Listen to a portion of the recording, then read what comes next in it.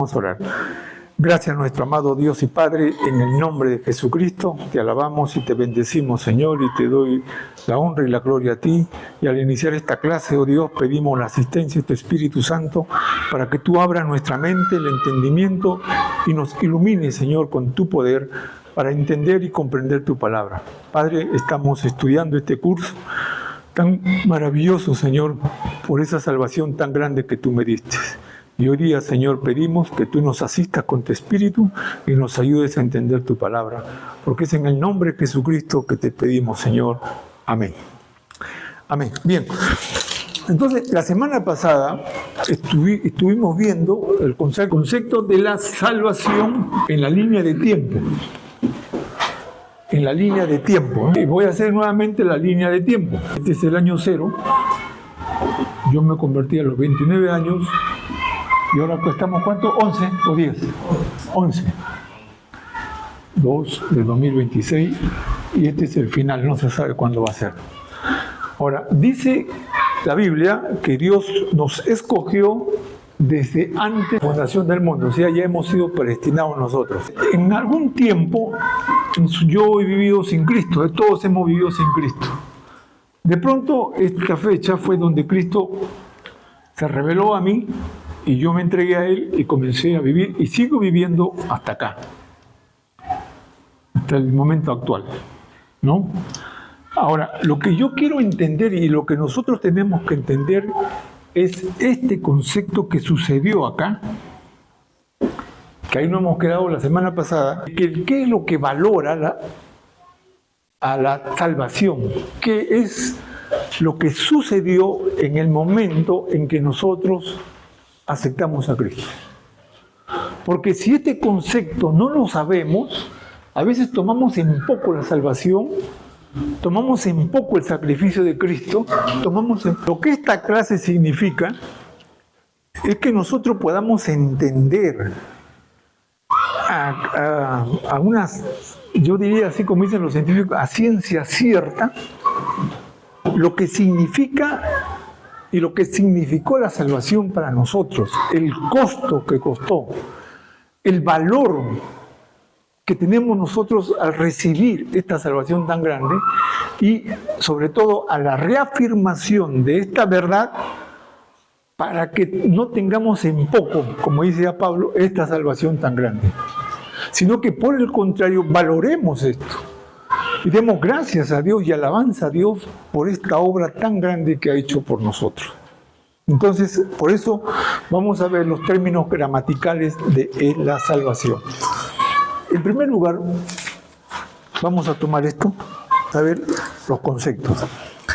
Términos gramaticales de la salvación. Como introducción, vamos a buscar en nuestra Biblia Romanos capítulo 8, versículo 29. ¿Ya? Ahí más o menos se detalla un proceso, pero un proceso bastante escueto, pero significativo, ¿no? Significativo porque el apóstol Pablo quería que los romanos entiendan el concepto de la salvación. Romanos capítulo 8. Sí. Miren. Romanos 8, 28.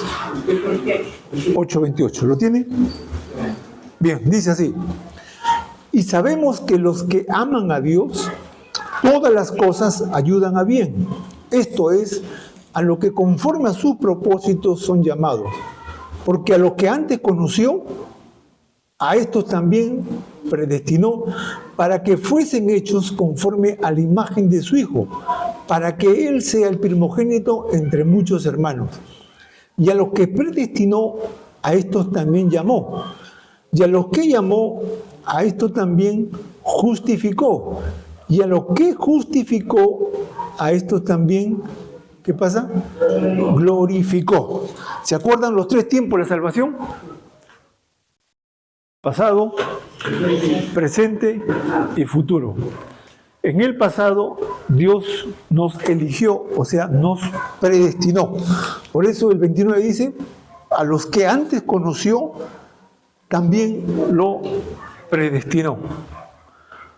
O sea, de una multitud de gente que estaba rumbo a la condenación, Dios, en su soberanía, como hemos visto la semana pasada, en su soberana voluntad, predestina y escoge.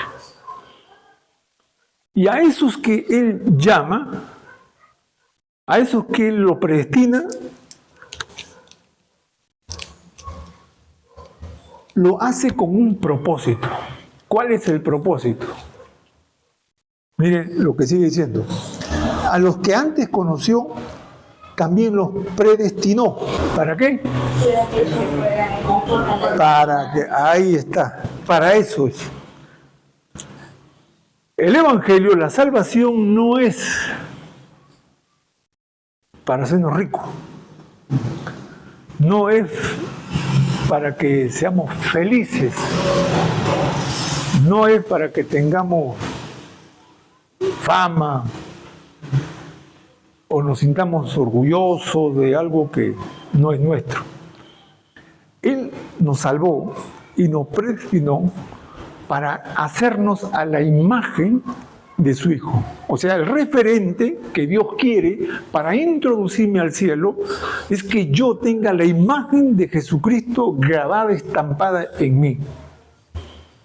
¿Se acuerdan ustedes cuando estudiamos el misterio de la iniquidad? Ya se olvidaron, ¿no?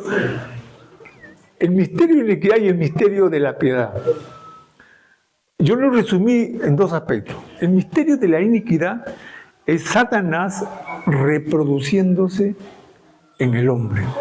Es Satanás reproduciéndose en el hombre. Es el misterio de la iniquidad. ¿Cuál es el misterio de la piedad? Es Cristo reproduciéndose en el creyente. En otras palabras, es Cristo viviendo en ti. Es Cristo. El misterio de la piedad es Cristo viviendo en nosotros, reproduciéndose en nosotros, haciendo la obra de Él en nosotros. Ese es el misterio de la piedad. Y eso lo reafirma el apóstol Pablo en Gálatas 2:20. Ya no vivo yo, mas Cristo vive en mí. En otras palabras, el Cristo invisible que no lo ve nadie, el Cristo que existió hace más de 21 siglos, la gente tiene que verlo, pero en nosotros. Tiene que verlo en ti, en ti, en ti, en ti, en mí. Porque eso es lo que dice el texto. Hemos sido salvos para mostrar la imagen de Cristo en nosotros. Ese es el Evangelio. No hay otra cosa. Ahora, que Dios puede salvarte, pero si Dios quiere sanarte, quiere prosperarte, quiere ayudarte, quiere liberarte, eso lo va a hacer. Pero es consecuencia de que tú eres un hijo de Dios y estás viviendo en una santidad a la imagen de Dios, a la imagen de Cristo. No es el Evangelio por lo que Dios me ofrece para beneficio de mi vida aquí en la tierra. El Evangelio es Dios salvándome aquí en la tierra para introducirme al cielo. Pero ¿cómo va a ser eso? Es en el segundo proceso de la perfección. El que comenzó la buena obra en nosotros, ¿qué está haciendo? La está perfeccionando para que yo pueda ingresar al cielo, no como soy yo, sino es Cristo viviendo en mí. Eso es por eso, volvamos a leer, dice, por lo que antes conoció, también los predestinó, para que fuesen hechos conforme a su Hijo, para que Él sea el primogénito entre muchos hermanos. O sea, si hacemos una gráfica sería así. Cristo, Él es la imagen de Dios. Cristo dijo, el que ha visto a mí ha visto al Padre, Él es la imagen. Y Él es el ejemplo o el primogénito. De aquí vienen todos los millones de cristianos que existen, tienen que ser a la imagen de Jesucristo. Y eso es lo que Dios está haciendo con cada uno de nosotros. Eso es lo que el Espíritu Santo está trabajando con cada uno de nosotros. Hacernos a la imagen y semejanza de Jesucristo. Eso es. No hay forma de que yo pueda ingresar al cielo si es que mi vida no está siendo perfeccionada a través del Espíritu Santo. Ahora viene aquí lo interesante, el 30. Y a los que predestinó, ¿qué pasa? A estos también los llamó. Y a los que llamó, a estos también que justificó. Y a los que justificó, glorificó. ¿Se acuerdan el proceso? ¿Se dan cuenta que hay aspectos que suceden en el momento de nuestra salvación? Esos conceptos son los que vamos a estudiar ahora. ¿Cuál es el primer concepto que ocurre cuando, o sea, que tiene que ocurrir para que yo sea salvo? El primer concepto, regeneración. Vamos a la hoja. Regeneración. ¿Qué es la regeneración? Dice, la regeneración en el diccionario bíblico es el acto soberano e inmediato del Espíritu Santo que imparte vida espiritual a una persona muerta en sus pecados, transformando su corazón y naturaleza para pasar de la muerte espiritual a una nueva vida en Cristo. Es un nuevo nacimiento, esencial para ver el reino de Dios produciendo un cambio radical de conversión, fe y santidad. Regeneración. Dice que es un acto soberano del Espíritu Santo que imparte vida espiritual a una persona muerta. ¿Qué hace el Espíritu Santo? Dijo nuestro Señor Jesucristo, es necesario que yo me vaya para que, si yo me fuera, yo enviaría al Espíritu Santo. ¿Y qué va a hacer el Espíritu Santo? Dice, Él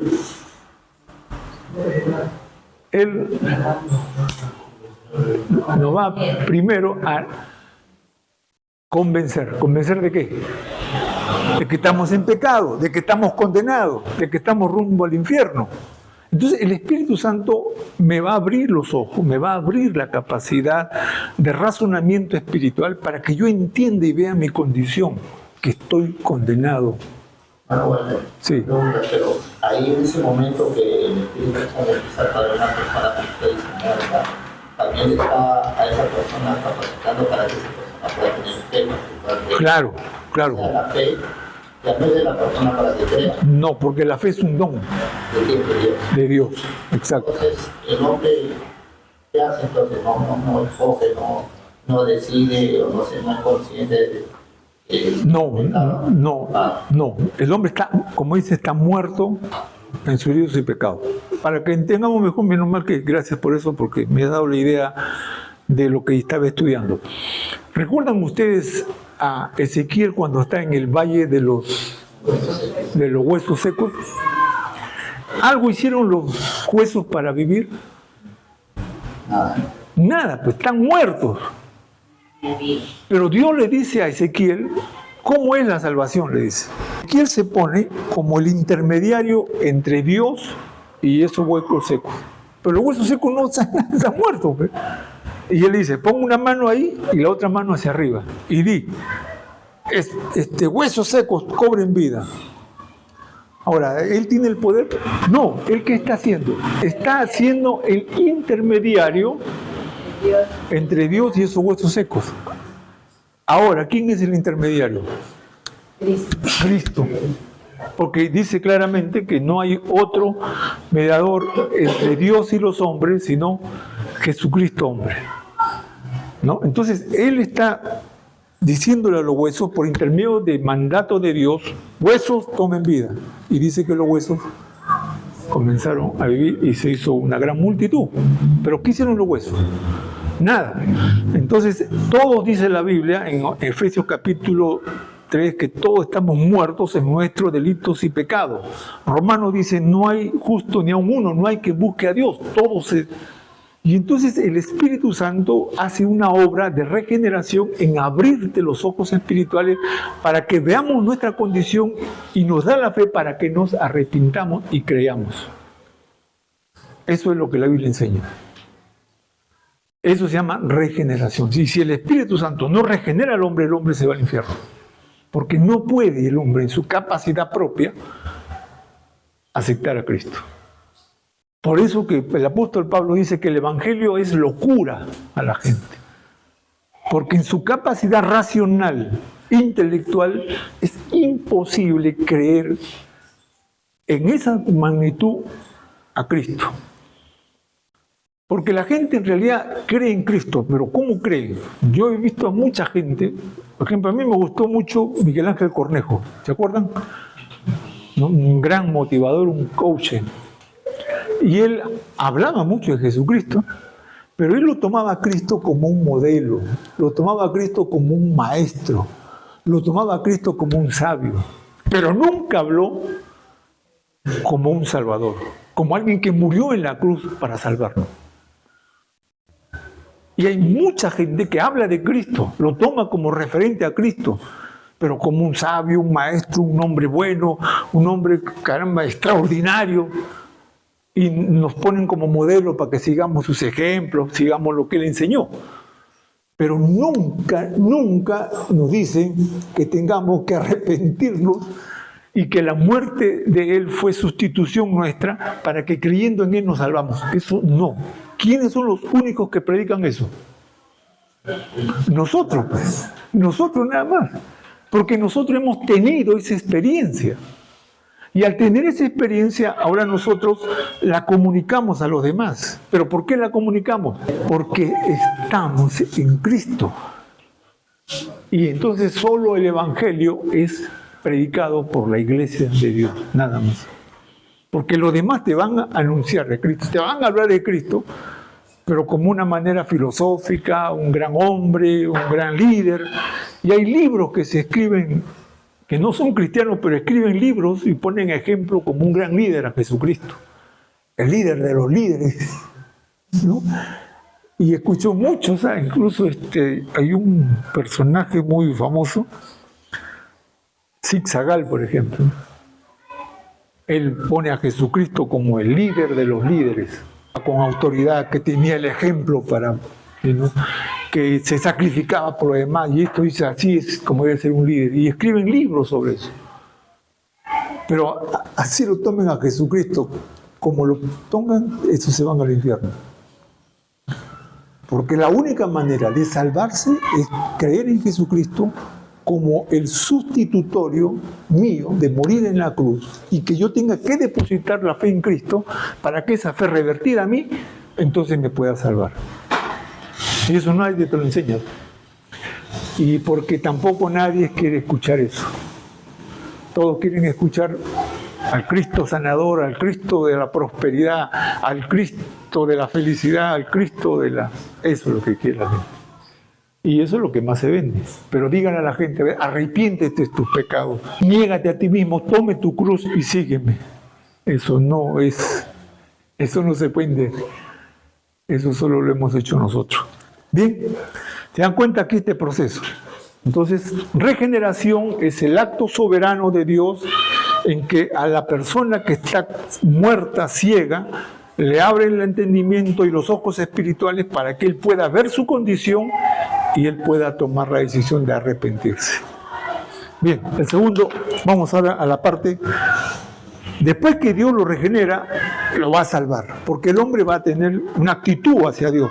Salvación, dice así, la salvación en el diccionario bíblico se define fundamentalmente como el rescate o liberación por parte de Dios. El ser humano, como parte de Dios del ser humano, del poder, castigo y consecuencia del pecado. Es un regalo inmerecido, o sea, por gracia, obtenido a través de la fe en Jesucristo, que restaura la comunión con Dios y promete una vida eterna. Entonces, fundamentalmente salvación es el rescate y liberación que Dios hace del hombre condenado y rumbo al infierno. Eso es salvación. Vamos a ver ahora la palabra salvar. Salvar. En la Biblia, la palabra salvar deriva de salvación del hebreo yashá o del griego soteria. Estamos estudiando soteriología, ¿no? Significa ser liberado o rescatado por Dios de un peligro, sufrimiento o de las consecuencias eternas del pecado, o sea, de la muerte espiritual y juicio. Es un regalo gratuito de Dios a través de la fe en Jesús. O sea, salvar es que el hombre está condenado, ¿no? Y Dios lo rescata, lo salva de la condenación y de las consecuencias del juicio y del pecado. Eso es salvar. O sea, es Dios quien toma la iniciativa.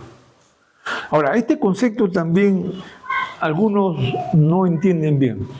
Supónganse ustedes que una persona está en la piscina o en el mar, ¿no? Y se está ahogando. Y viene alguien y le dice, ¡ay, mírame! Chaqueta que se ahoga y le dice, ¿sabe qué? Haz así y mueve los pies. ¿Ese sería un salvador? ¿Qué sería?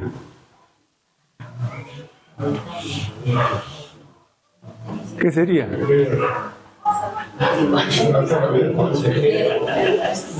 Un consejero.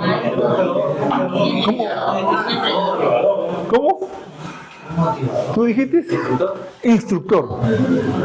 Te está instruyendo, te está diciendo, oye, no te ahogues, mueve tu mano, mueve tu pie, ya. Ese es un instructor, no es un salvador. No es un salvador. Ahora, el hombre se está ahogando. Y viene otro y le tira un salvavidas. ¡Ay, agarra! Y chápate ahí. ¡Ay! ¿Qué sería?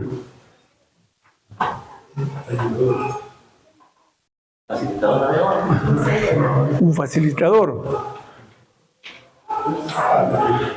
Pero viene alguien, chaqueteando y se mete ahí al agua y nada entre ti, te agarra ahí, te levanta y dice, respira, respira, aguanta y comienza a sacarte. Y comienza a sacarte y te saca. ¿Qué es ese? Ese es un salvador. Y eso es exactamente lo que hizo Cristo. Eso es exactamente lo que hizo Cristo. Él no vino a darnos instrucciones. Si haces esto, si haces así, si te portas así, si cumples la ley, te salvas. No, porque nadie podía hacer eso. Nadie podía cumplir la ley. O Él no nos dio elementos que si vas a la iglesia, que si canta, que si eres bautista, que si eres pentecostal. No. Él se sacrificó por ti, por mí, y murió en la cruz pagando el precio que nosotros merecíamos. Y en sustitución, Él murió y nosotros fuimos salvados. Ese es un salvador. Por eso nuestro Señor Jesucristo dejó una gran enseñanza cuando dijo, nadie tiene más amor que aquel que da su vida, amigo. Y Él lo hizo, dio su vida por nosotros.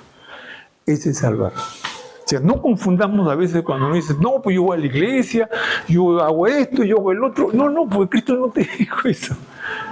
Él murió por ti y por mí. Es un salvador por eso. Bien, sigamos entonces ahora. Redimir. Ahí está, redimir.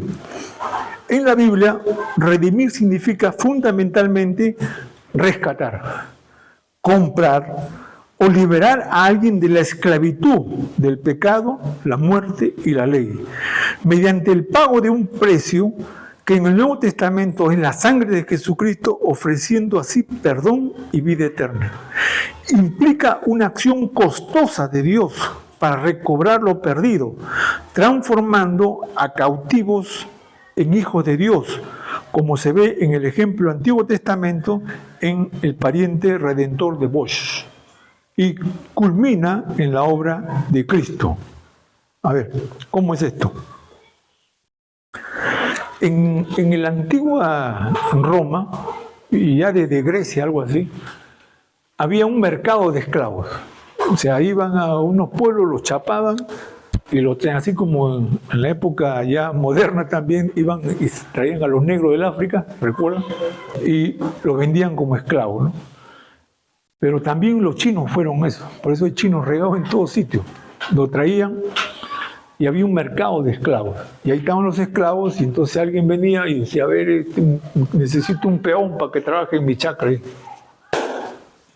entonces buscaba ahí eso, ya esto, ¿cuánto vale tanto? Ya toma y se lo lleva como esclavo. Y toda su vida iba a ser esclavo. Y los hijos que tenía él iban a ser esclavos. Y nunca iba a liberarse.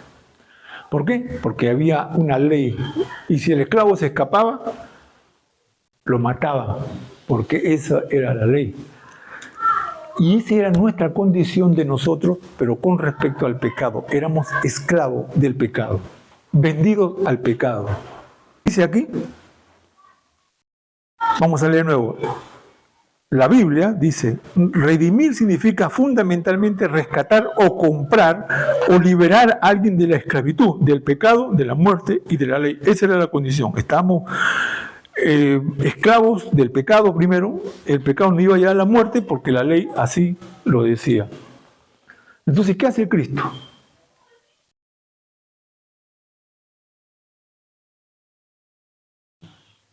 ¿Qué hace Cristo?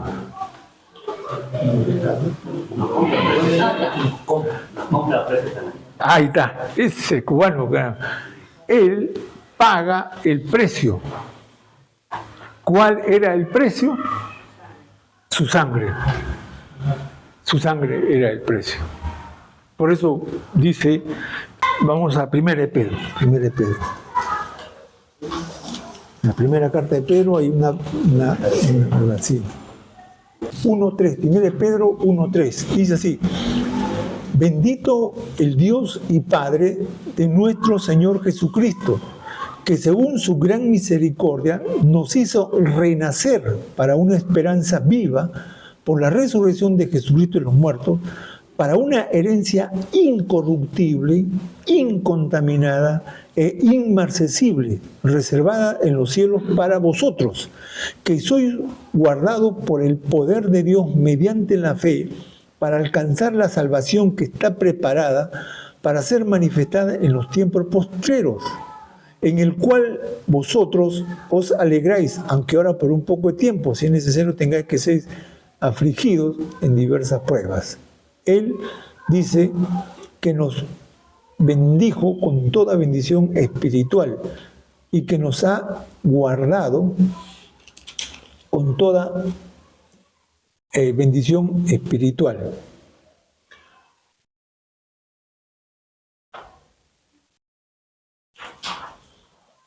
Muy bien, a ver dónde está acá. Vamos a ver a 2 de Pedro. Mira cómo se combina esto de una forma magistral. Dice 2 de Pedro 1.3. 1.3, sí. Dice, como todas las cosas que pertenecen a la vida y a la piedad, nos ha sido dada por su divino poder mediante el conocimiento de aquel que nos llamó por su gloria y excelencia, por medio de las cuales nos ha dado preciosas y grandísimas promesas, para que por ellas llegasteis a ser participante de la naturaleza divina, habiendo oído de la relación que hay en el mundo por causa de la concupiscencia. Por causa de la concupiscencia. Dice que nos ha dado preciosas y grandísimas promesas. En esas promesas está la redención de nuestro castigo. O sea, lo que hace Cristo es, ahí están los esclavos, y Él dice, ¿cuánto vale este esclavo?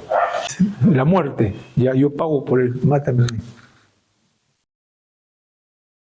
Esclavo, ¿cuánto vale? Vale la sangre.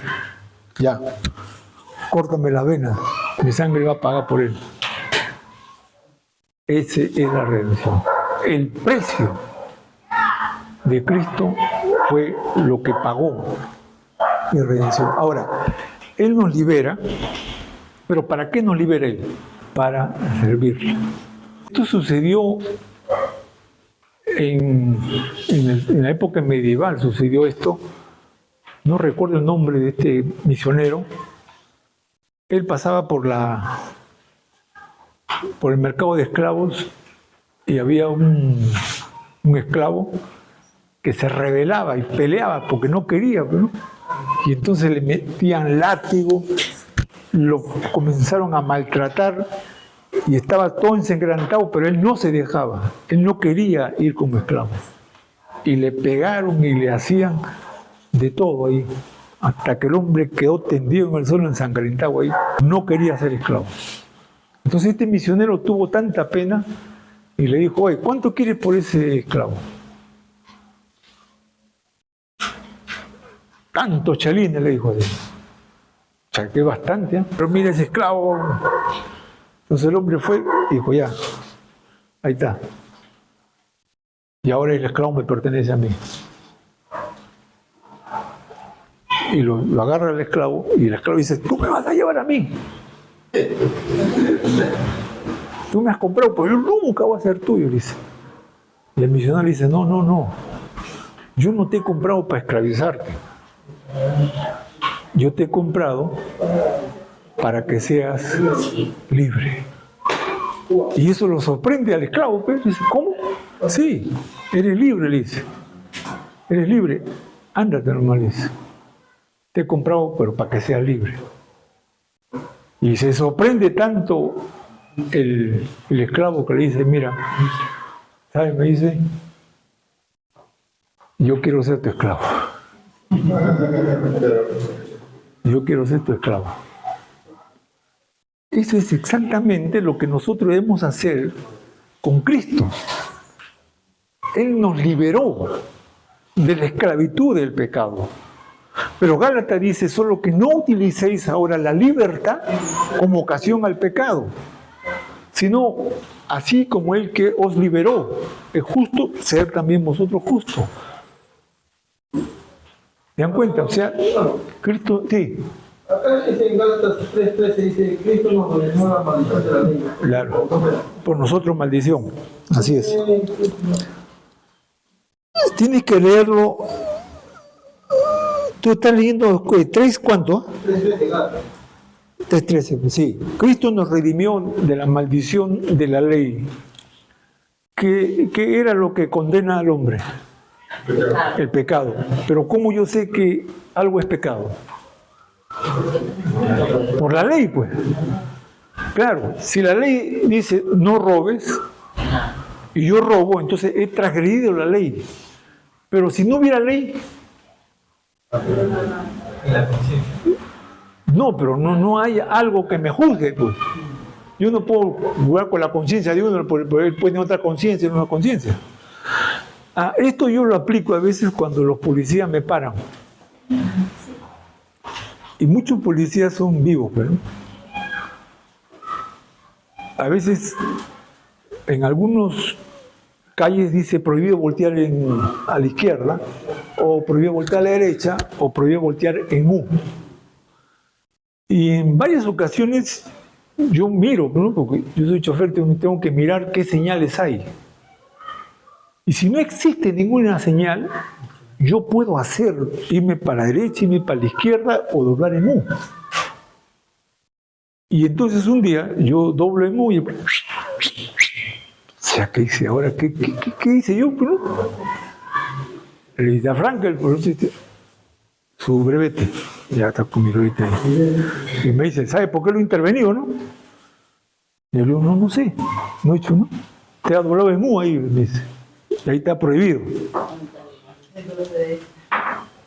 Entonces yo digo, ¿está prohibido? Sí, me está prohibido doblar en U. Entonces yo le dije, ¿hay alguna señalización ahí que diga que está prohibido? Me dice, está prohibido, pero dígame usted si hay algo que me impida que yo haya volteado y transgredido ahí en la norma, ¿no? Ya el policía se dio cuenta, ¿no? Me dice, ya vaya nomás, tenga más cuidado la próxima. ¿Por qué? Ahora, que si yo no sé, pues me dicen, yo me asusto ya, jefe, ¿no? Claro, eso es lo que él quería, pues. Pero ¿qué dice la ley? La Constitución dice que yo puedo hacer todo lo que la ley no me impide. O sea, yo puedo hacer todo lo que la ley no me impide. Eso es la libertad. Si algo me dice pare y yo no paro, ahí sí me cae. Pero si no dice eso, si algo dice, mira, aquí solo pueden correr 30 kilómetros por hora, y yo paso los 30 kilómetros por hora, sí estoy teniendo la ley. Pero si no dice nada, entonces no tienen por qué castigarme o violentarme, porque yo no he cometido nada que me impida. Ahora, en el otro concepto, me cuadré un día en la avenida Angamos, y resulta que yo sé, y todos ustedes deben saber también, que cuando la berma está pintada de color amarilla, ¿qué significa? Zona rígida, no se puede cuadrar ahí. Pero habían roto toda la pista. No había, y entonces yo me cuadro y vi. Brevete, ya, brevete. Tarjeta de propiedad, ya está. Esto, lo otro, ya. Se sabe, le voy a aplicar una papeleta porque usted sacó en zona rígida. Y le dije, ¿pero por qué es zona rígida? Sí, esto está prohibido. ¿Pero dónde me dice eso? Le digo, no, usted no sabe. ¿Pero dónde? Si fuera zona rígida, habría un letrero acá, prohibido estacionarse, o esto estaría de amarillo. Y me dice, ¿qué están construyendo? Y yo, ¿qué tengo la culpa? ¿Se dan cuenta? Entonces, ahí la ley no me puede caer a mí. Porque no estoy transgrediéndola, porque no hay nada que me impida. La última vez estaba en Gambetta, y en Gambetta antes lo administraba el Callao. Y el Callao solo puedes correr nada más que 50 por hora. Y hay sitios donde dice 30. Pero ahora Gambetta ya no lo está administrando el Callao, sino el Ministerio de Transporte. Entonces puedo correr hasta 60. Y unos chibolos que habían ido con su spray a donde está ese letrerito, pero no hay un letrerito que ponen ahí 60 kilómetros por hora. Esto que habían hecho un 8 ahí. Habían puesto un 8 ahí. Y cuando tú vas, tú miras más 80. Y más allá viene una moto, pero, ¡ah! ¡Cuádrese! Ya que dije, ¿qué he hecho ahora yo? Me cuadré. Me dice, ¿usted no ha leído allá cuando? Yo le digo, sí, 80. No, me dice, acá está 60 por hora. Pero ahí dice 80, señor. Yo he visto, le digo. No, usted acá es 60 por hora, no 80. Ya, pero yo le digo, señor, yo he visto. Y le digo, claro, dije así, vamos a ver. Ya. Entonces fuimos a ver. Y Franco, ahí estaba, que habían hecho por esto. Yo he visto, ahí está 80, le digo, señor. Pero ahí lo han hecho. Pero yo qué culpa tengo, le digo, yo qué culpa tengo, ahí dice 80. Que lo han borrado esto, pero ya no tengo la culpa. Yo me baso en lo que está ahí. Ahora, eso debería ver la municipalidad, le digo, y cambiar eso, o borrar y ponerlo legal. ¿De qué me iba a decir el policía? Entonces, la ley me cae a mí siempre en cuando la ley me prohíba algo. Pero si la ley no prohíbe, entonces yo puedo hacerlo. Por ejemplo, los que están ahorita, esos choros o presidentes que están que no pueden salir del país. Si ellos se van del país, ya están trayendo la ley. Porque ya tienen un mandato judicial que dice no pueden salir. Y hay otros que tienen que estar en su casa nomás, que se llama arresto domiciliario. Y ellos no pueden salir. Pero si yo no tengo eso, yo puedo salir de mi casa cuando quiero.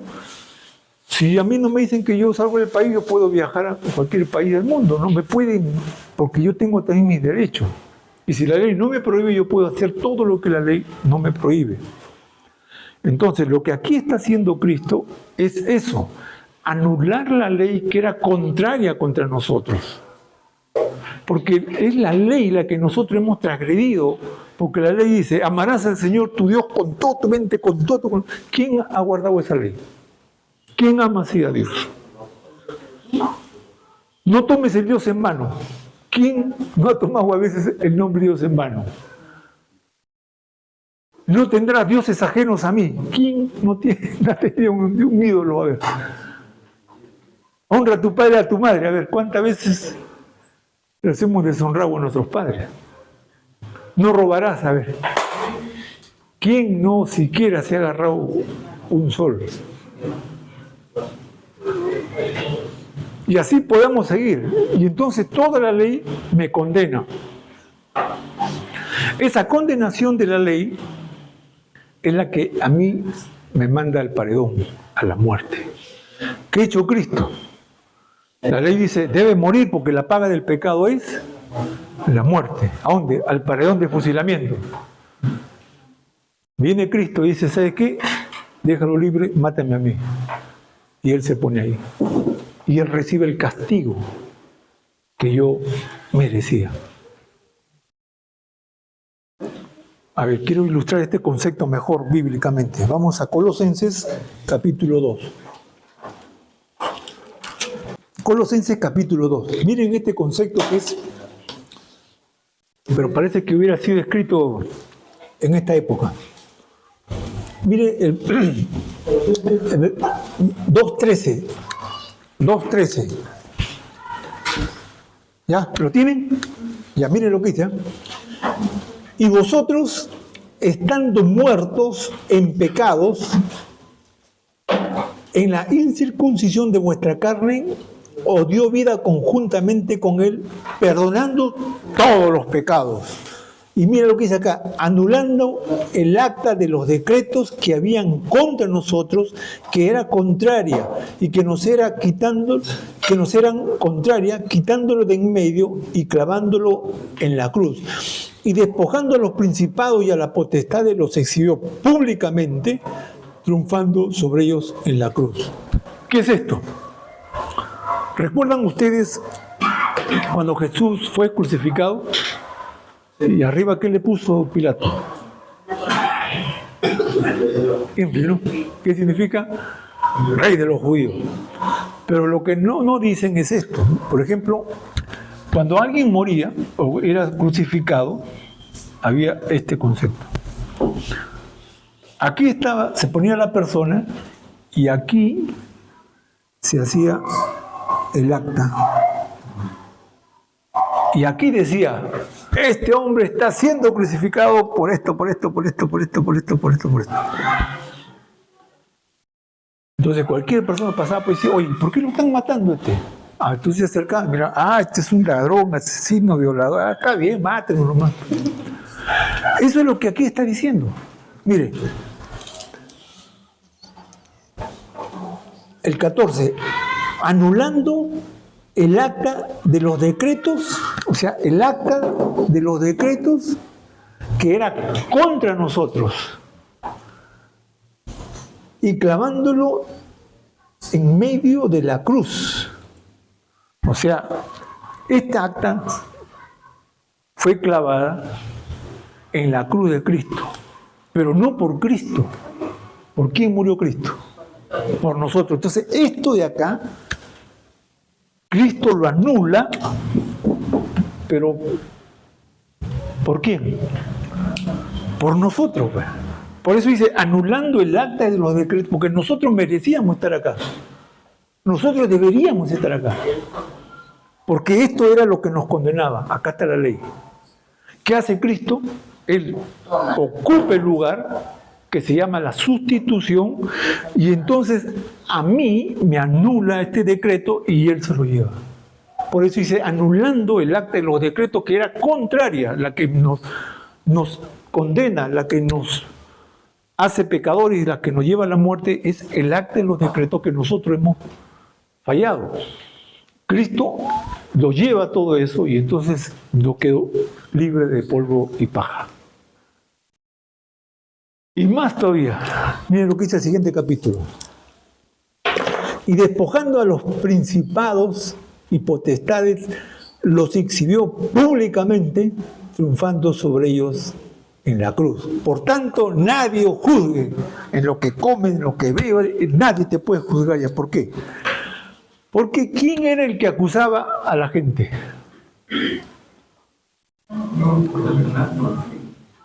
Claro. ¿Qué significa diablo? El acusador. Entonces, cuando una persona moría, antes de Jesucristo, pasaba por jurisdicción directa del diablo.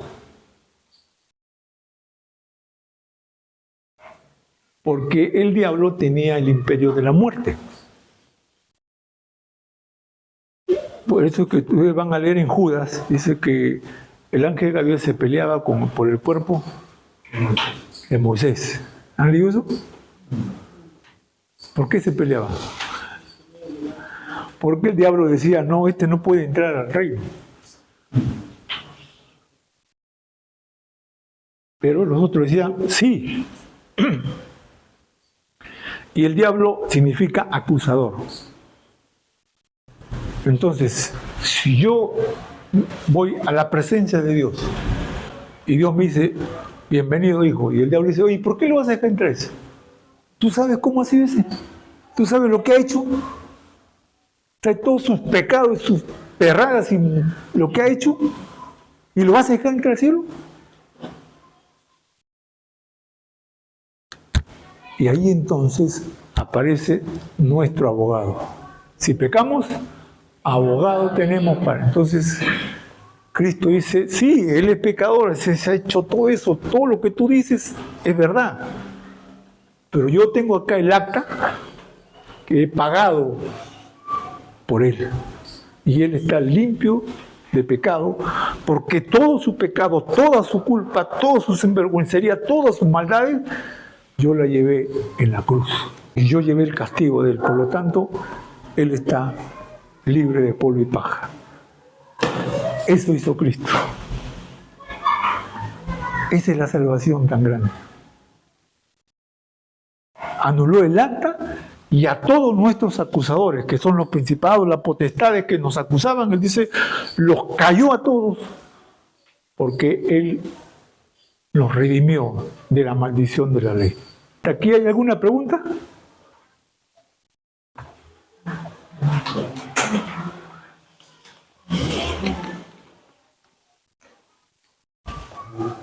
¿Qué dice, hermano?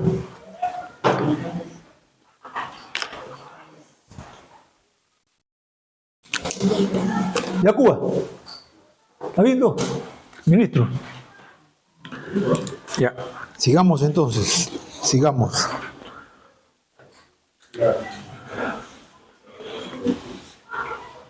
Redención ahora.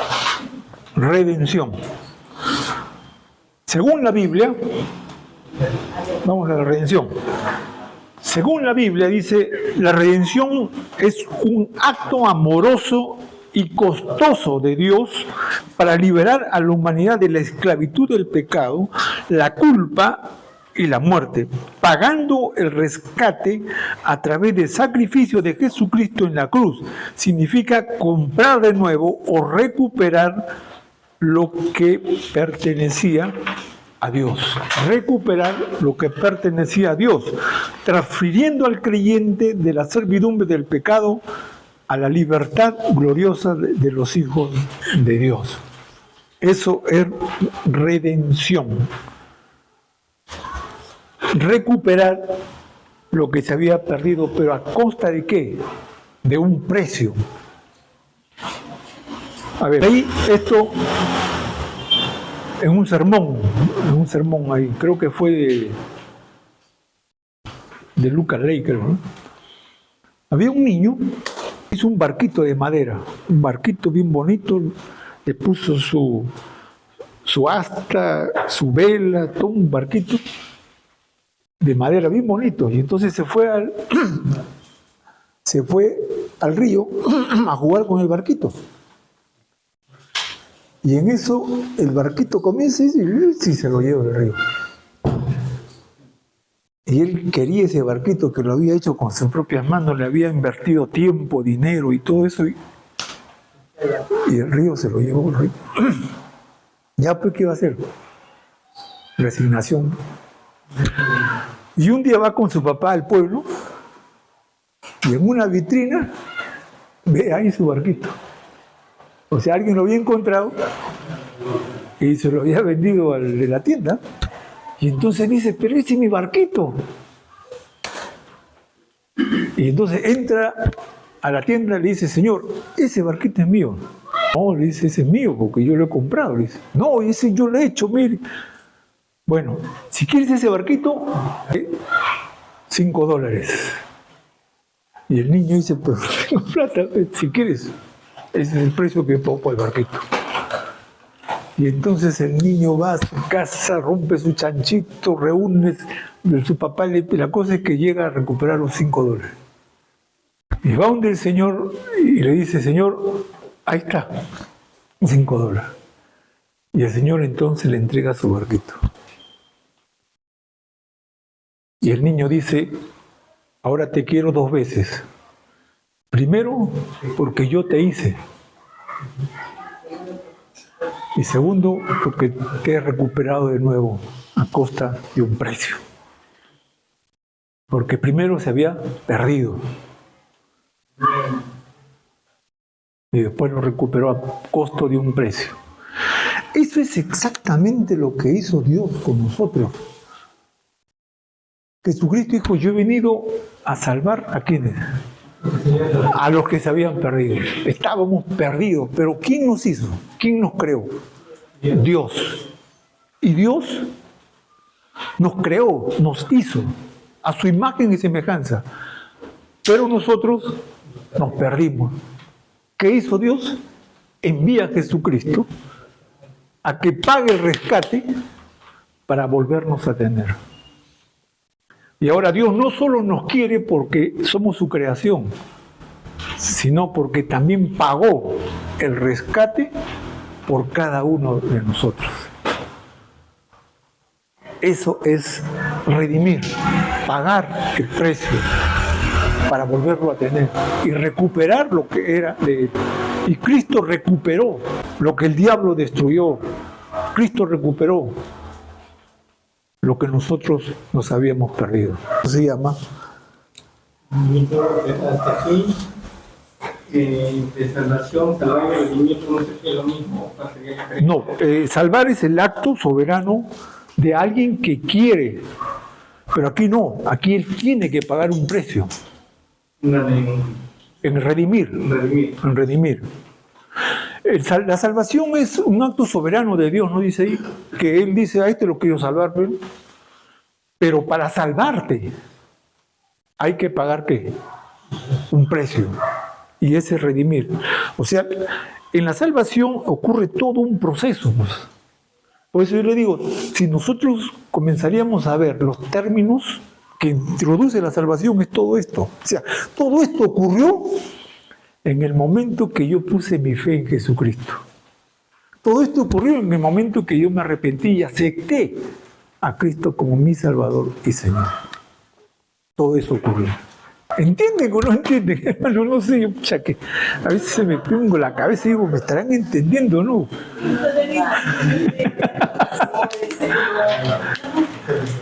Oiga, sí, porque estos conceptos son conceptos teológicos que se estudian en los institutos. Yo lo estoy dando acá a ustedes.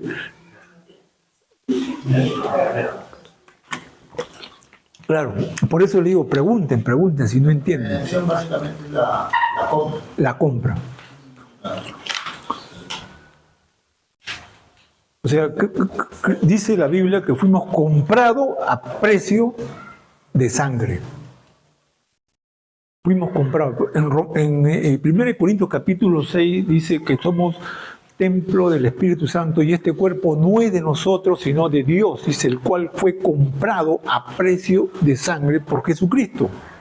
Él compró nuestra salvación a través de la redención del pago que Él hizo por su muerte y su sangre en la cruz. Eso es. Bien, entonces sigamos. Ya estamos con, ahora, expiar. Expiar. Expiar, según la Biblia, significa borrar, cubrir o eliminar la culpa del pecado mediante un sacrificio, restaurando la relación entre Dios y el hombre. Es el pago sustitutorio realizado por Jesús en la cruz que satisface la justicia divina y elimina la barrera del pecado, permitiendo el perdón y la reconciliación. En el Antiguo Testamento, el sacerdote una vez al año entraba al lugar santísimo y ahí chapaba un corderito, y el corderito inocentón lo ponía ahí en el altar de bronce, y él ponía la mano y ahí oraba por los pecados de todo el pueblo. Y una vez que él oraba por los pecados del pueblo, es como que transfiere todos los pecados que han cometido la gente en ese corderito. Y de una vez que el sacerdote hacía eso, lo chapaba el corderito y chapaba un cuchillo y cortaba el pescuezo. Y sangraba el corderito. Como que él está muriendo, está pagando el precio de todos esos sinvergüenzas pecadores.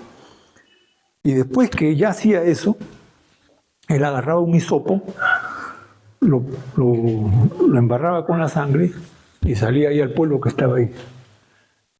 Y con un bote hacía así, comenzaba.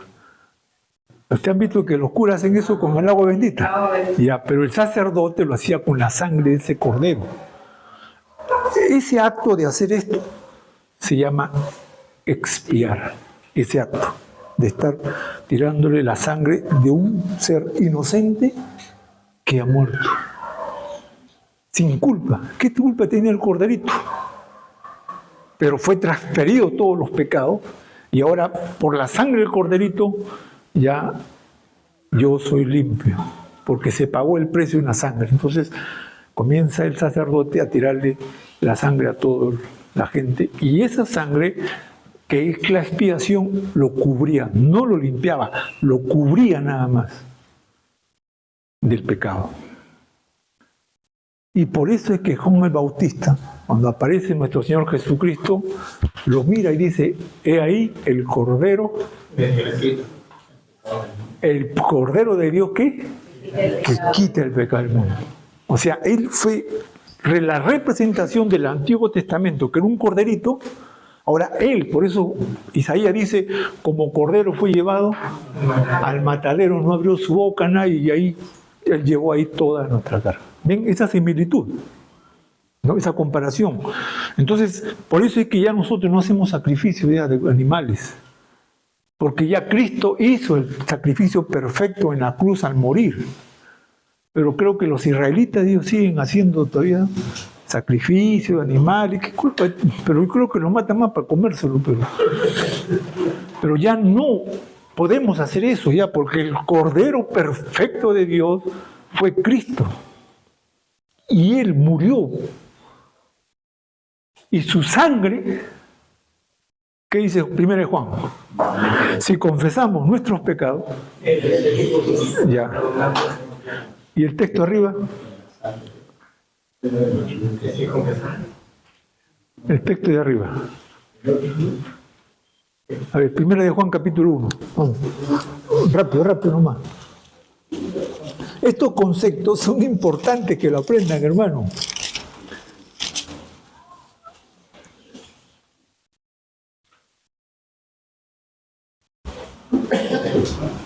Dice Juan 7, Juan 1:7.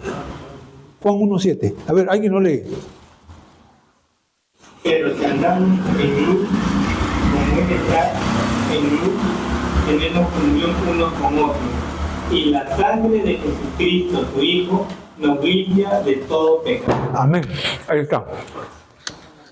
Así como ese corderito moría y su sangre era para cubrir los pecados del pueblo, eso mismo ha sucedido con nosotros, pero en la muerte de Cristo en la cruz. Y por su sangre, entonces ya hemos sido limpios del pecado. Porque el hebreo dice: sin derramamiento de sangre no hay remisión de pecado. ¿Y la vida dónde está? En la sangre. Y si la sangre se va, muere. Y entonces la muerte de Él tuvo que derramar su sangre para morir. Y esa sangre, como el corderito que era rociado para limpiar los pecados, para cubrir los pecados, ahora ya no solo me va a cubrir, ahora me lo va a limpiar. O sea, es como que ¿alguna vez te han mandado a barrer la casa? A ver, voy a hacer este ejemplo, ¿no? Hay una alfombra, se limpia la casa, entonces agarran la escoba, barren todo y la basura, entonces levantan la alfombra y lo esconden.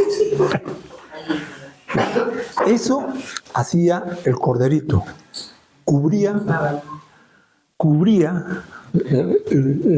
los pecados, cubría la basura, cubría lo sucio, lo cubría para que no se note.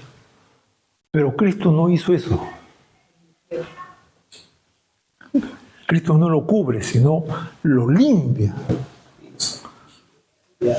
Por eso decimos nosotros, la sangre de Cristo tiene poder. Ahora, vamos a ver este concepto bíblicamente mejor. Hebreos capítulo 9.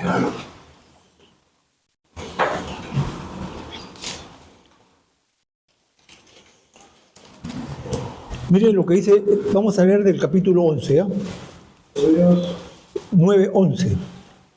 9:11. Dice así: pero estando ya presente Cristo, ¿quién es Cristo? Dice el sumo sacerdote de los bienes venideros por el más amplio y perfecto tabernáculo no hecho de mano, es decir, no de esta tierra. En otras palabras dice, Cristo es el sacerdote. El sacerdote era el que llevaba el corderito, ponía las manos ahí, transfería el pecado y después lo mataba.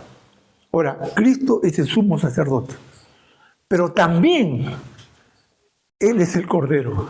Es increíble esto. Mire lo que dice, sí, mire lo que está diciendo ahora. 12. Y no por la sangre de machos cabríos ni de becerro, sino por su propia sangre, entró una vez para siempre al lugar santísimo, habiendo obtenido eterna redención.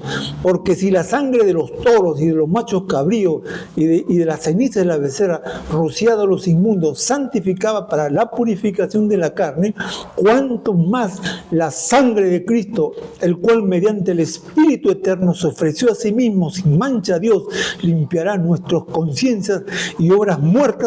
¿Para qué? Para que sirvamos a Dios divino. Qué espectacular esto, Carlos. La Biblia es una maravilla, hermano. Él fue el Cordero de Dios que quita el pecado. Y Él fue el sacrificio perfecto, pero a la vez también fue el sacerdote. Por eso que Cristo dice está a la diestra del Padre. ¿Qué está haciendo?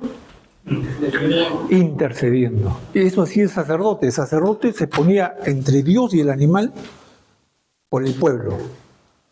Y entonces el sacerdote entraba, ponía la mano al corderito y él oraba a Dios: Señor, que todos los pecados de toda esta gente pase sobre este. Y entonces era como que le transmitía ahí, y después ahora tenía que pagar ese corderito. Porque si el cordero no pagaba, tenía toda esa gente sinvergüenza pecadora, tenía que haber pagado. Pero eso lo cubría. Pero dice aquí, el 12, por eso es que ya no hacemos sacrificio nosotros. Mira lo que dice el 12. No por sangre de machos cabríos, ni de becerro, sino por su propia sangre, entró una vez para siempre al lugar santísimo, obteniendo, ¿qué cosa? Eterna ya. O sea, ya por eso no podemos hacer sacrificios, ni ningún sacrificio puede pagar, porque es Cristo quien lo hizo. Por eso que la salvación no se puede ganar por obra, es por gracia. Ahora, tampoco yo puedo pagar a Dios por mis pecados. A ver, les explico esto. Yo lo he hecho, no sé si ustedes lo han hecho.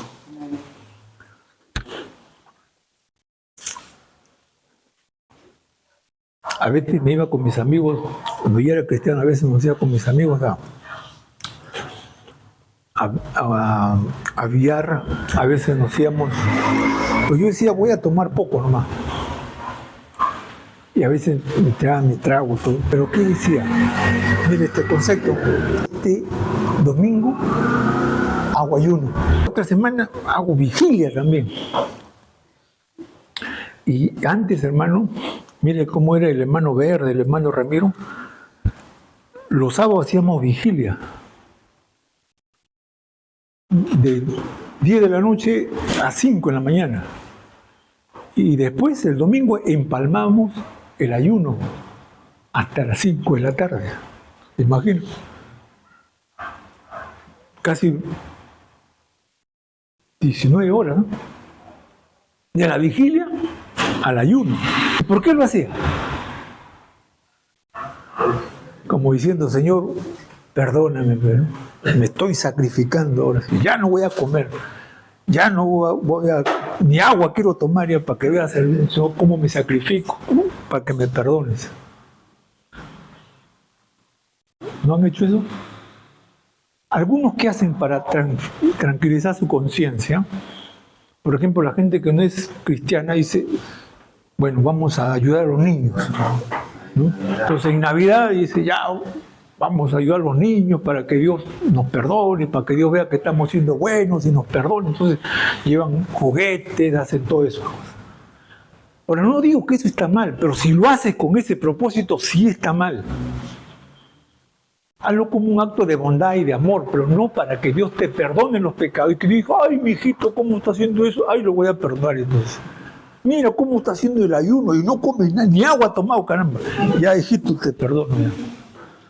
Miren la vigilia, ¿cómo está su macho? Ha hecho vigilia y ha ayunado. Pucha, ya, hijito, ya. Los papás a veces no hacen eso. Ponen su hijito en la cara así. No lo digo por ti, pero ponen ahí. Entonces el papá le da pena, ya, mi hijito. Y creen que así podemos también comprarle a Dios. Como que Dios es un abuelito bonachón. Y dice, ay, pues mi hijito, ¿no? No, hermano.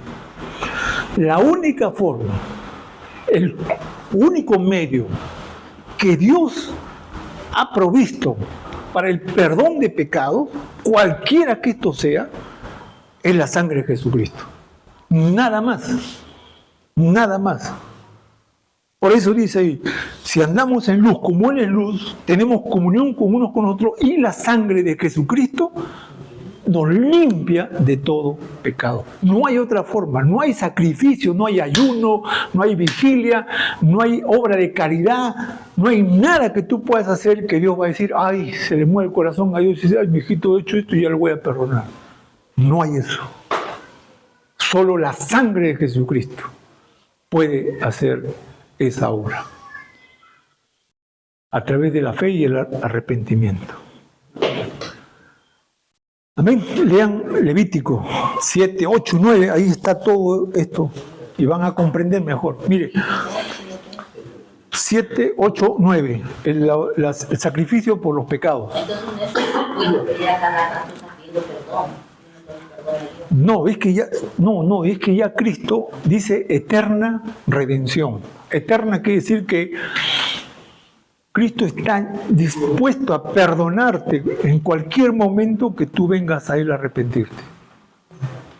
Y no necesitas hacer nada, simplemente decirle a Dios, perdona mis pecados. Y Él está a la diestra del Padre intercediendo por ti.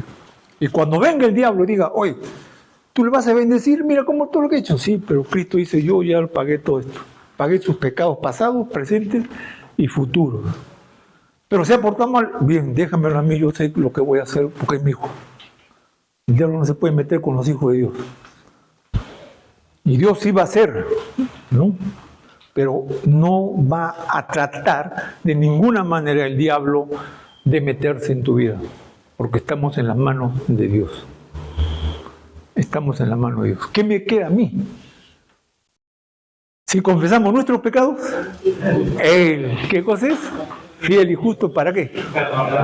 Y no solo nos perdona, sino nos limpia. La sangre de Jesucristo hace eso. Nos limpia de todo pecado. Así que no hay pecado que te pueda apartar de Dios. No hay pecado que te pueda apartar de Dios, porque la sangre de Cristo es tan poderosa que limpia, anula y destruye cualquier suciedad, inmundicia y maldad. Es que de repente lo que ella estaba diciendo, son dos cosas distintas. Una es la salvación, y otra es cuando uno ya siendo cristiano, a veces No, es que la salvación tiene tres aspectos, pues. Pasado, presente y futuro. Toda la salvación es, porque estamos dentro de un consenso de pecado. Porque ¿qué es lo que condena el pecado? Pero entonces ya si peco ya perdí mi salvación. No. ¿Por qué? Porque si confesamos nuestros pecados, ¿qué va a hacer Dios? Nos limpia todo pecado. Nos limpia, pues. Entonces, lo único que tenemos nosotros ya, sí pequé, ya cometí este error. ¿Qué tengo que hacer ahora? ¿Quedarme ahí nomás? ¿Sabe dónde se nota eso, hermano? Cuando hay la Santa Cena. Porque el pastor dice, a ver, los miembros bautizados y los que están en comunión. Entonces ahí sí, comunión, no, yo estoy haciendo esto, estoy pecando. No, entonces me quedo, porque no va a ser que Dios... Ahí se nota. Ahí se nota. ¿Quiénes están en no comunión con Dios? Y entonces eso se queda. Pero si en ese momento, ya el pastor dijo, ¿no? Ya, los que no están en buena comunión con Dios no pueden salir al frente. Si en ese preciso momento me arrodillo y digo, Señor, sí, estoy andando mal, estoy en falta contigo, estoy en pecado, perdona mis pecados, limpia toda mi maldad. ¿Qué va a hacer Dios? ¿Cuánto tiempo tiene que pasar para que me perdone? En ese instante. Entonces, en ese instante hago la oración del arrepentido y salgo al frente. Pero el diablo va a decir, este hipócrita, mira. Eso va a decir el diablo. Ese hipócrita, mira, como estoy, y ahora sale al frente. Pero el poder de la sangre de Jesucristo en ese momento me ha limpiado. Y ahora yo quedo limpio como si nunca hubiera hecho nada. Libre de polvo y paja. Y entonces salgo al frente y tomo la Santa Cena porque ya he confesado mi pecado y Dios me ha limpiado de maldad. Y eso tengo que creerlo. Ahí tengo que poner la fe. Y una vez que haga eso, pues, ¿qué debo hacer ahora? ¿Salir y seguir pecando? No, ya entré en comunión con Dios, ahora tengo que vivir agradando a Dios, sirviendo a Dios. Este concepto es más amplio, pero ahí nomás lo voy a dejar. Perdonar ya está por demás, ¿no? Perdonar, dice según la Biblia, Levítico 7, 8 y 9, que es cuando el sacerdote hacía el sacrificio por el pueblo, por los pecados de la gente. Esa obra está registrada aquí en Hebreos que hemos leído, que la sangre de Jesucristo nos limpia. Ahora, no, es capítulo, todo el capítulo es. Ahora, están en hebreo, ¿no? Miren ustedes dónde está la partida de nacimiento del cristiano. Así cuando nosotros nacemos, ¿qué tiene que hacer nuestro padre? Nos escribe, ¿no? Y ahí, ¿sabe por qué se llama partida? Porque de ahí empieza, es la partida, es como cuando hay una carrera, tiene una partida, ¿no? Y por eso lo llaman partida de nacimiento. O sea, de ahí empieza tu carrera, de ahí empieza tu caminar, de ahí empieza tu transitar en este mundo. Se llama partida de nacimiento. En el cristiano tiene también su partida de nacimiento, que empieza ¿dónde? Cuando te arrepientes. ¿Pero dónde está registrado? Miren ustedes. Hebreos 10:12. Hemos estado en Hebreos 10:12. Ahí está tu partida de nacimiento. Ahí está nuestra partida de nacimiento. Dice,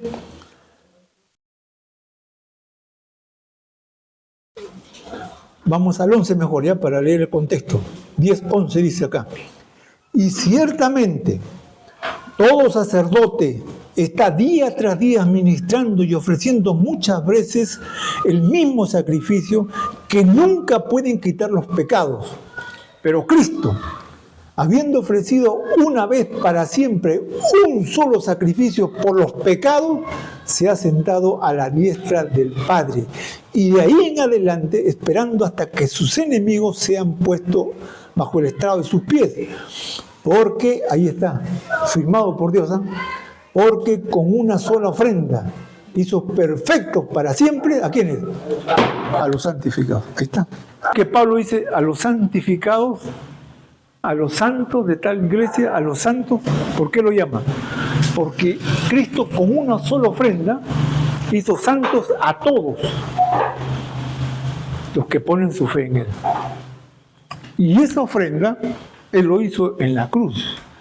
Y yo al poner mi fe en la cruz, ese acto es representado a mí, y entonces con esa ofrenda que Él hizo en la cruz, yo me he convertido en un hijo de Dios. Desde ese momento, yo me he convertido en hijo de Dios. Ahí está mi partida de nacimiento.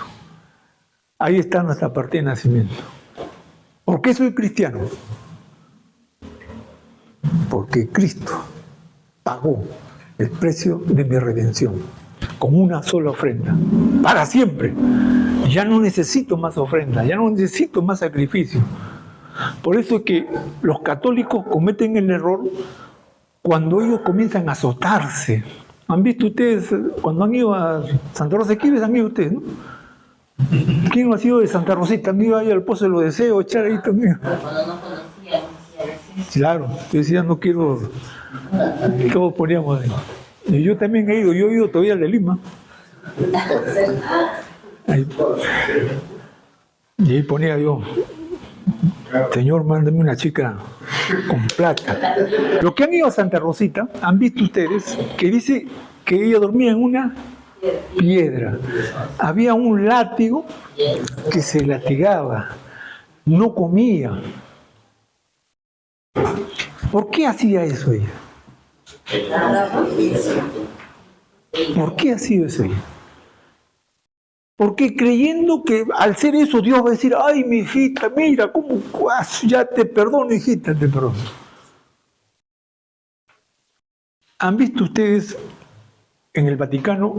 Hay una escalera que tiene 250 escalones y la gente sube ahí de rodillas y cuando llega arriba todas sus rodillas ensangrentadas. Hay otros que se crucifican en las Filipinas, se crucifican de verdad, le meten clavos, porque creen que así están representando a Cristo y Cristo va a decir, ay, ¿cómo se sacrifica ya? Perdónalo. No. San Martín de Porres dice que tenía un látigo, como mi mamá con eso de 5, ¿cómo le decían eso? Caramelo. ¿Por qué le dice San Martín? Por eso le dice San Martín, porque lo usaba San Martín. Bueno, sí hacíamos eso. Y yo no lo tiraba al techo porque a veces mi mamá subía y encontraba a todos ahí. Yo lo cortaba así en pedacitos o lo deshilachaba así para que... Porque yo sabía que se lo botaba al techo y mi mamá subía al techo y lo iba a encontrar ahí. Y un día subió, pues encontró como 5 ahí. Dijo, ahora sí, caramba. Por eso mi mamá a veces usaba ya, lo ponía acá, ya no lo dejaba por ahí porque yo lo desaparecí, entonces ya lo usaba acá ya. Y por eso le dice San Martín.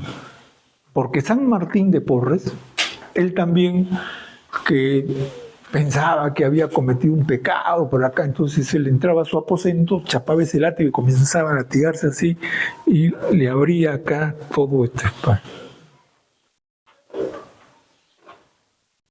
Como para que Dios diga, ay, cómo se, hijito, cómo se sacrifica.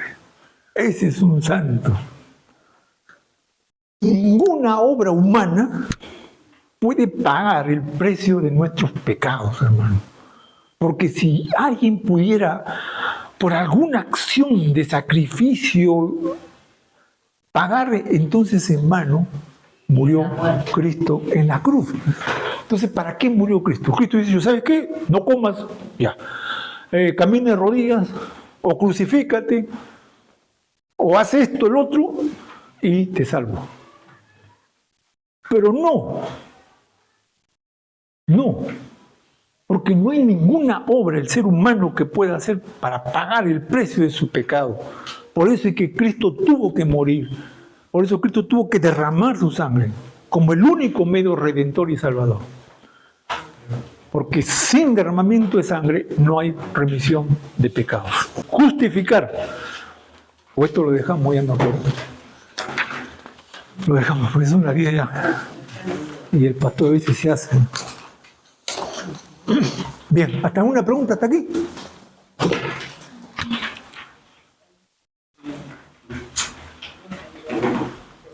Pregunta. La sangre de Cristo es la única facultad, digamos, es para perdón de pecados. Sí, no hay otra forma.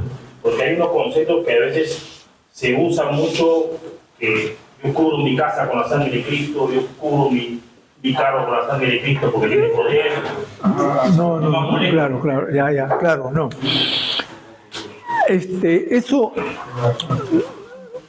Cristo, ¿por quién derramó su sangre? Por nosotros. Entonces yo no puedo esa sangre usarlo para mi carro, mi casa, mi hijo.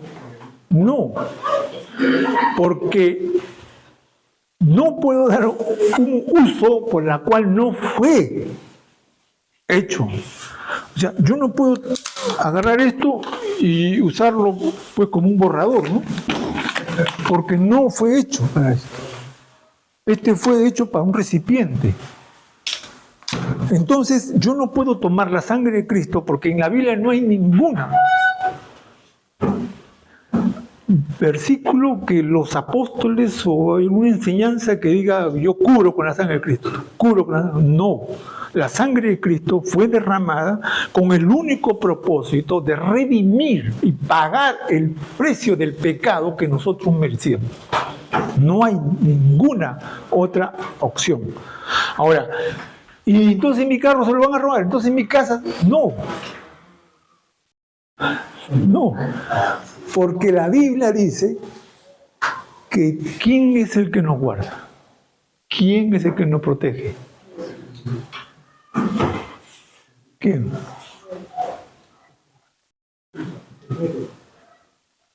Cuando estás mal, ¿no? Que la sangre de Cristo te cura, te trae sanidad. No puedes utilizar o darle otro uso por la cual, claro, sino que hay malas interpretaciones porque algunos dicen, no, yo te reprendo, Satanás, en la sangre de Jesucristo. No. O me cubro, ¿no? Pero ¿por qué voy a cubrirme si dentro de mí está quién? ¿Quién está dentro de mí? Ya, y si yo me cubro, ¿cómo sale?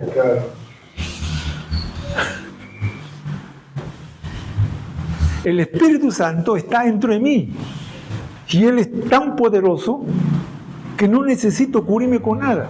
No hay otra forma. Mira, nosotros estamos en las manos de Dios y todo lo que recibimos, lo recibimos de Él, porque vivimos para Él y por Él. Entonces, si Dios me da algo a mí, es bendición de Él. Y esa bendición, ¿alguien me lo puede quitar? A no ser que Dios lo permita, como fue el caso de Job. ¿No? ¿Pero por qué? Porque hay un propósito. Hay un propósito. Y dentro de ese propósito, Dios tiene planes para mi vida. Y entonces Él permite que una enfermedad, un robo, un accidente, qué sé yo, algunas circunstancias que puedan pasarnos que para nosotros es adverso, ¿no?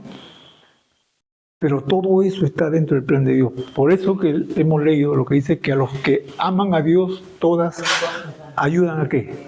A bien. Oye, pero ¿cómo puede ser bien si me robaron? ¿Cómo puede ser bien si me dio una enfermedad? ¿Cómo puede ser bien si cualquier cosa? El caso, por ejemplo, de los hermanos que ahorita están en África o en donde... Ahí está. ¿Cuántos en China, hermano? En China están presos y todavía lo condenan a cadena perpetua. Y qué decir ya pues de los árabes, ¿no? Ahí lo arrodillan, le ponen en fila y viene uno con su machete y comienza a cortar cabezas por ser cristiano. Y tú dices, pero ¿cómo dice? ¿No dice que todas las cosas llevan a bien? ¿Cómo puede ser eso? ¿Cómo puede ser eso? Pero hay un propósito ahí. Hay un libro que lo debo tener ahí seguro, chiquito nomás es. Se llama Torturado por Cristo. Este hombre era ruso. Cuando entró el comunismo comenzó a expropiar todas las iglesias, a quemar las Biblias y a prohibir que se predique el Evangelio.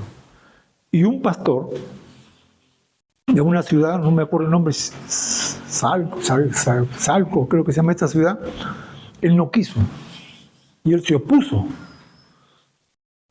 Y entonces lo agarraron a este hombre, le hicieron que haga un hueco de 3 metros y lo metieron ahí a él, su esposa y sus 3 hijos en un pozo ahí. Y los soldados se pusieron arriba con sus lámparas, así para enterrarlo vivo. Y el general ese viene y le dice, pastor, usted todo este tiempo ha estado engañando a la gente con eso de la religión. Le dice, pues yo le doy una oportunidad. Si usted niega lo que usted cree, si usted niega toda su fe, todo eso, yo lo saco. Pero si usted rehúsa creer, lo entierro vivo. Dice. Ahora, ¿se imaginan ese hombre con su esposa y sus hijitos ahí llorando? ¿Qué harían? A veces Dios no nos aprueba porque sabe que no vamos a resistir, pero a este hombre ya iba a decir, y su esposa le dice, niños, cantemos al Señor porque hoy día estaremos en su presencia. Y eso le dio coraje al Señor, al pastor este, y comenzaron a cantar. Comenzaron a cantar y el general se asustó, ¡entierralo! Y comenzaron a echarle tierra. Y dice que cantaron hasta que la tierra les tapó la boca. Ahí quedaron. Ahora uno se pregunta, pucha, que el mismo autor, ¿no? William Winston, creo que se llama este. Él dice, ¿qué propósito bueno hay ahí? Pero él después se dio cuenta. Ese fue el único lugar donde los rusos nunca pudieron desterrar el Evangelio. Porque toda la gente dice que estuvo alrededor de ese hueco. Y ahí estaban sus feligreses, ¿no? Sus creyentes. ¿Y qué pasaba si ese hombre decía, sí, no, ya estaba engañando, ya renuncia a mi fe? ¿Qué hubieran pensado ellos? Que era un mentiroso, que esa fe no valía. Pero el hombre con su muerte en ese momento ahí confirmó que es una fe tan verdadera que estaba dispuesto a morir por su fe. Y por esa fe, todos esos creyentes permanecieron fieles. Y ese es el único lugar donde el comunismo no pudo desterrar el Evangelio. Y de una u otra forma aparecía más cristiano. Y por más que lo perseguían, le metían preso, le quemaban sus Biblias, todo, la fe comenzaba a propagar. ¿Y saben qué? Ese fue el primer lugar. Cuando se le permitió a Billy Graham entrar a la cortina de hierro a predicar el Evangelio por primera vez. Fue en ese lugar. ¿Por qué? Porque ahí habían cristianos. Y Billy Graham, en los años 70 y pico, él fue invitado a Rusia y predicó ahí en ese lugar. No, en ese momento nadie sabía ese propósito, ¿no? Pero miren cómo esa muerte produjo tantos cristianos. Por eso la Biblia que dice que el grano tiene que morir, ¿para qué? Para que florezca. Vamos a poner en pie porque ya es muy tarde y ya. Ya la otra semana seguimos ya. Vamos a orar, hermano. Padre y Dios de nuestro Señor y Salvador Jesucristo.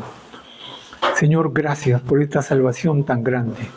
Gracias, Señor, porque estamos aprendiendo todas las cosas que ocurrieron en el momento en que nosotros pusimos nuestra fe en Jesucristo, Señor. Que esa verdad, Padre, permanezca en nuestro corazón para que valoremos, Señor, la salvación tan grande que tú nos has dado, que costó la vida, la sangre de nuestro Señor Jesucristo, para que nosotros tengamos acceso a ti, Señor, y aguardando la esperanza suprema de que algún día estaremos contigo en la eternidad. Gracias, Señor.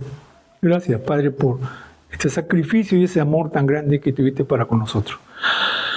Oh Dios, y ahora lleva con bien a mis hermanos, guárdalo de todo mal y que ellos sigan adelante fortalecidos en su fe y confiando, Señor, en que tú nunca nos dejarás ni nos desampararás. En el nombre de Jesucristo te damos la honra y la gloria a ti, Señor. Amén.